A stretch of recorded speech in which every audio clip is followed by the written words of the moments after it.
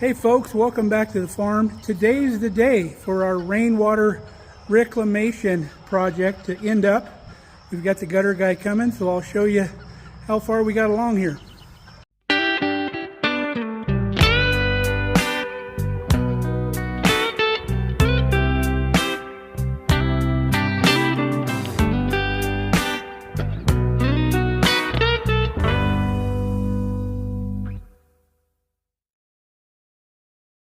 So we've got this whole side of the Quonset right here. We're going to put a gutter all along the bottom to catch rainwater for our new pond.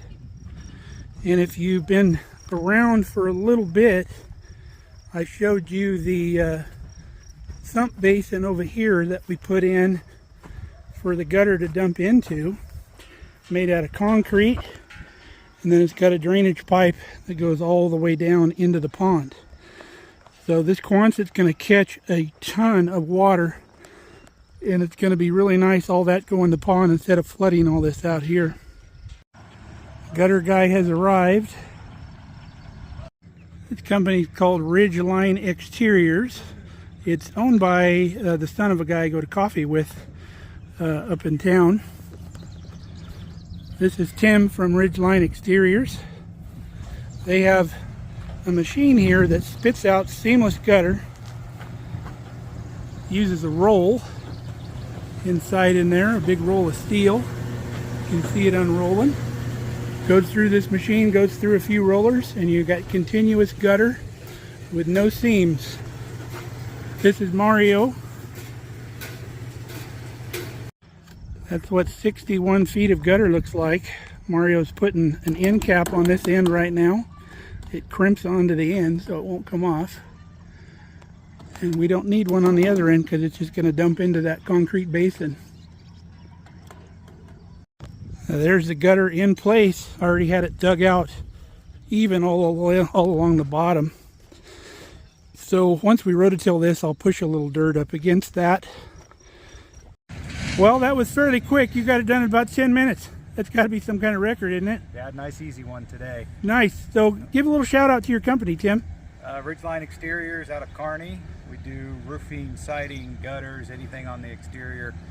And give us a call. Look us up on Facebook or online. Yeah, if you're around Kearney, Nebraska, how far out do you go from Kearney? With about 2 hours. 2 hours. We can go. So. Gotcha. All right. Thank you, Tim. I appreciate it. Thanks, Mark. All right. Have a good one. We put the garden hose in the other end just to see how she flows. Flows pretty good. Almost right into our hole. And right on down to the pond. A little closer look at our pond. The pond, when full, comes almost up here to where this metal stake is right here. And then once it gets full, it flows out that overflow pipe there. And in the deepest spot, it's about 6 feet deep when completely full, which is plenty deep to go swimming in, take a little dip. And also the bottom end of the pond will not freeze in the winter. So if we put a bubbler in here in the deep area of the pond, that'll bubble up and it'll keep part of the pond from freezing solid over the winter. So animals can drink out of it and such. Now what I might do, what I've seen before, is at the top edge of the pond they'll put like a little wall type thing here with brick or whatever, fill it in with gravel. You bring a tube up from the deepest area of the pond up into this little gravel area that's still in the water, and you put your aerator down in that tube. So as the air comes up the tube, it brings water with it naturally, creates kind of a flow, and it will kind of filter your pond as well by doing that. And then this area here will be the area that doesn't freeze in the winter. And over here on the dam are culvert pipe slopes.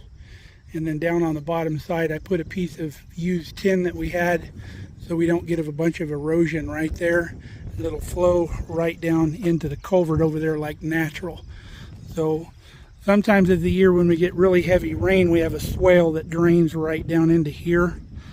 So if it gets too heavy, it'll drain out of here and continue on into the culvert. And we're going to get plenty of weeds growing and grass around the pond.